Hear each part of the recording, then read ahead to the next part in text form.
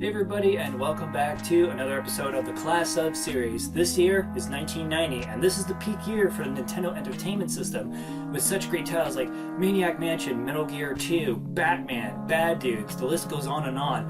But you know what, before we get to the games, let's kind of take a little look at what was going on in the world of the year 1990. So, let's take a quick look.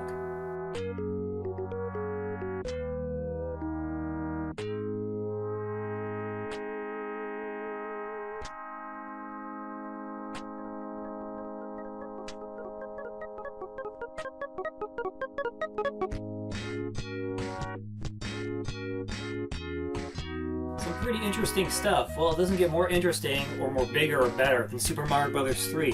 This game has so much hype behind it that they even had its own freaking movie just to kind of hype the game up even more. So without further ado, let's get started with Super Mario Bros. 3. I can tell you that SMB3 has 8 levels, hidden stuff, new power-ups, mini-games, tons of new enemies, fantastic music, excellent graphics, and even the classic game of Mario Bros. But you already know that. So let me tell you what you don't know. When I was a kid, Retro Matt and I got this for our 8th birthday, and I thought my eyes were going to bulge out of my sockets. We played this game for literally hours on end. But not only that, we made our mom and dad play it. Mom didn't stick around for long, but I do remember gaming nights with just myself, Retro Matt, and my dad in the house playing this game. Dad wasn't all that good, but that didn't matter. This was a fantastic game that we could all sit around the TV and have fun and bond. And I have Nintendo to thank for those wonderful memories.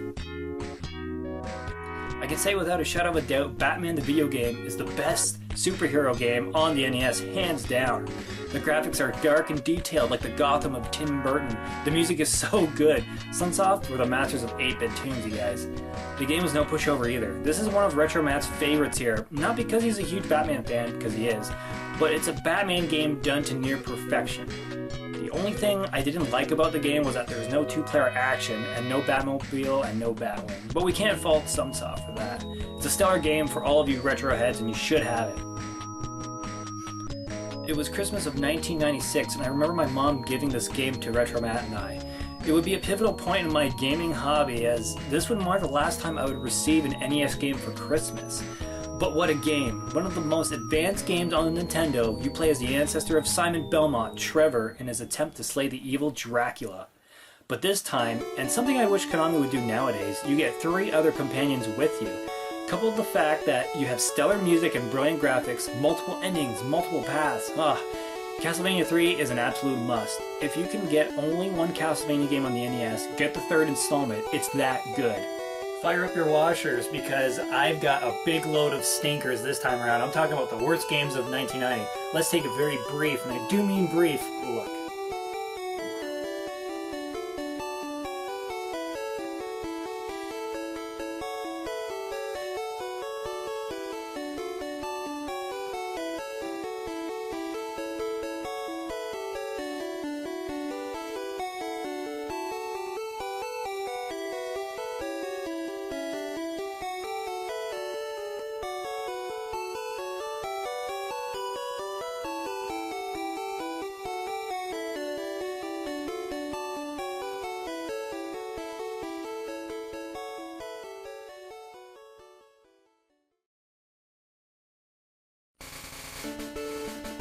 Alright, let's get back to some great games here. Hey, it's an RPG I've actually beaten!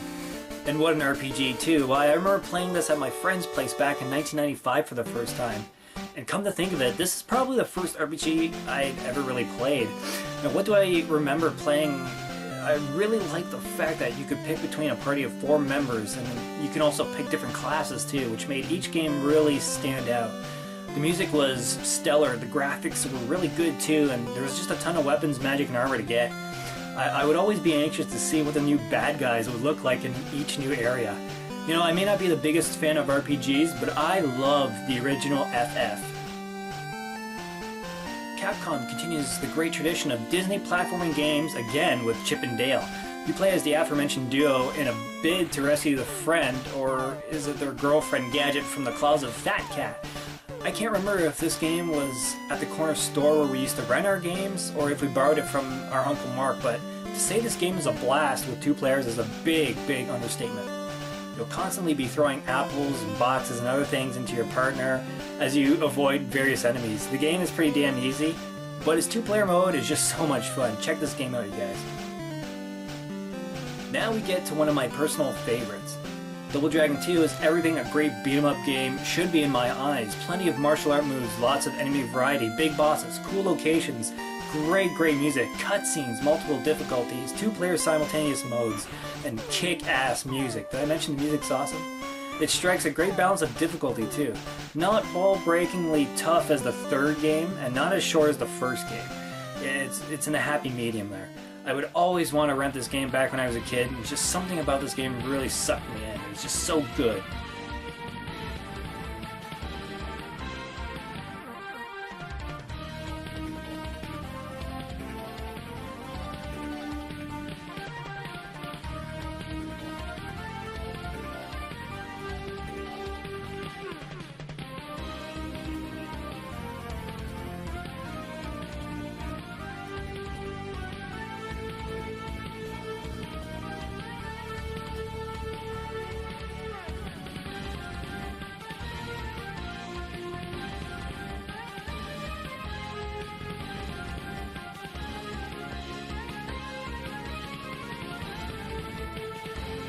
In a previous video, I talked about my Star Tropics memories. I'm not going to go into detail of what I said because you can just watch that video, but this is a game I wish we can get a 3rd installment.